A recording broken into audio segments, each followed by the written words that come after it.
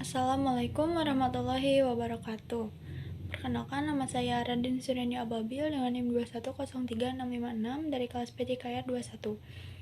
Di sini saya mengontrak mata kuliah Psikologi Olahraga. Dosen pengampu Profesor Dr. Yusuf Hidayat, MSI. Nah, psikologi ini mempersoalkan inti dari jiwa manusia dan nilainya bagi manusia. Dengan begitu, mempelajari psikologi berarti mempelajari seluk-beluk gejala, perilaku, dan pengalaman manusia guna memperoleh pemahaman yang lebih baik.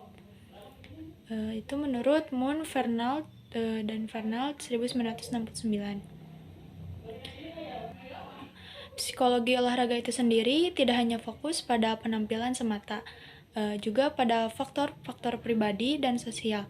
Nah, hal ini juga sesuai dengan hakikat manusia sebagai makhluk hidup dalam kesatuan dua monodualisme antara jiwa dan raga atau psikosomatic unity serta sosial dan individual.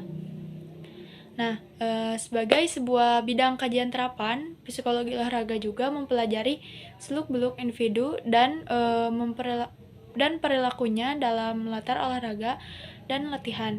Dengan menerapkan konsep dan teori-teori psikologi yang ditandai oleh sejumlah interaksi multi-arah antara individu, lingkungan fisik, dan lingkungan sosial yang menstimulasinya. Dalam beberapa hasil penelitian bahwa sebenarnya psikologi olahraga itu digunakan untuk berbagai kelompok masyarakat, mulai dari anak-anak, remaja, dan orang dewasa, membina dan mengembangkan atlet, dan juga untuk kelompok-kelompok individu yang mengalami kelainan.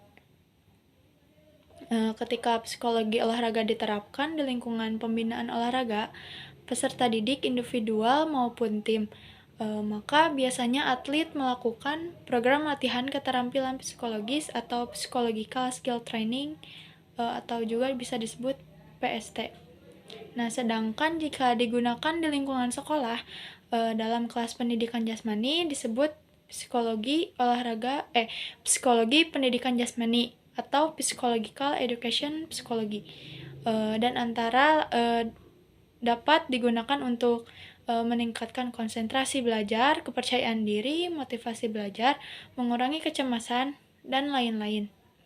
Adapun bagi masyarakat umum, penerapan psikologi olahraga terutama ditujukan untuk meningkatkan kesehatan mental.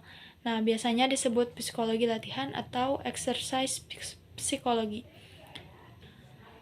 Dapat dikatakan bahwa dengan adanya gejala-gejala dalam olahraga yang bersifat universal, maka psikologi olahraga tidak hanya ditujukan kepada tingkah laku atlet, tetapi juga menyentuh semua aspek tingkah laku dan pengalaman manusia berolahraga tanpa memandang perbedaan usia, status ekonomi, jenis kelamin, dan masih banyak lagi.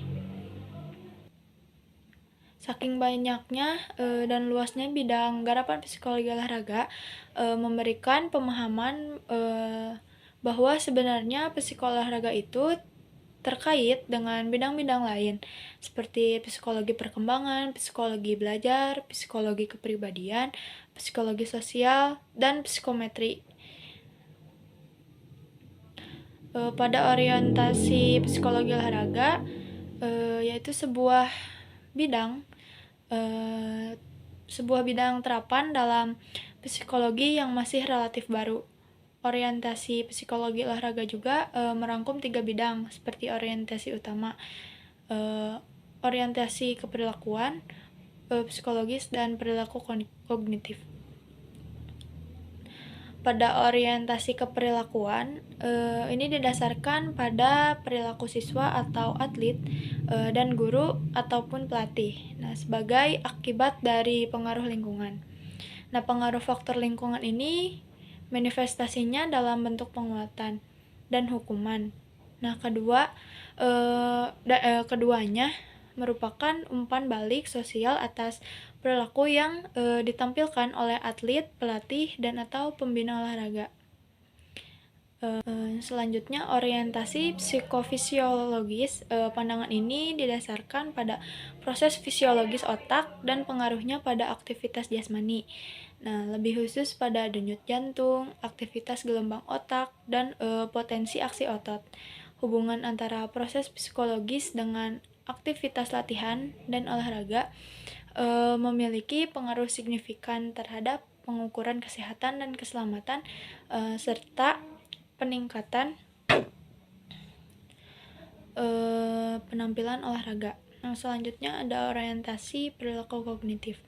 Pandangan ini didasarkan pada hubungan faktor lingkungan dengan kognisi sebagai faktor penentu perilaku.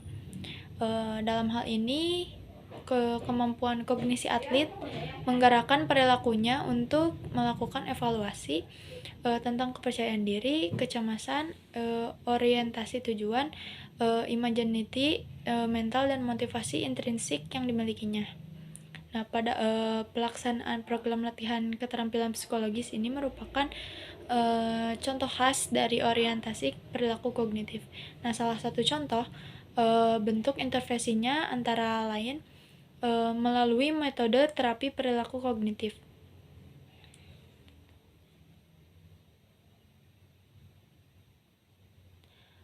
Pengetahuan dan pemahaman tentang sejumlah faktor psikologis tersebut dapat dijadikan bahan untuk memecahkan masalah-masalah aplikatif. Nah, dalam usaha pembinaan siswa atau atlet, misalnya pengembangan motivasi, kepercayaan diri, efikasi diri, disiplin, pembinaan kelompok, dan masih banyak juga yang lainnya. Nah, melalui berbagai strategi teknik atau metode latihan keterampilan psikologis atau disebut PST agar memberikan dampak positif terhadap penampilan atletnya. Sejumlah konsep, teori, dan penelitian dalam psikologi olahraga dapat dimanfaatkan sebagai bahan untuk melakukan kaji banding dan kemungkinan penerapan dalam praktik pembelajaran atau pelatihan.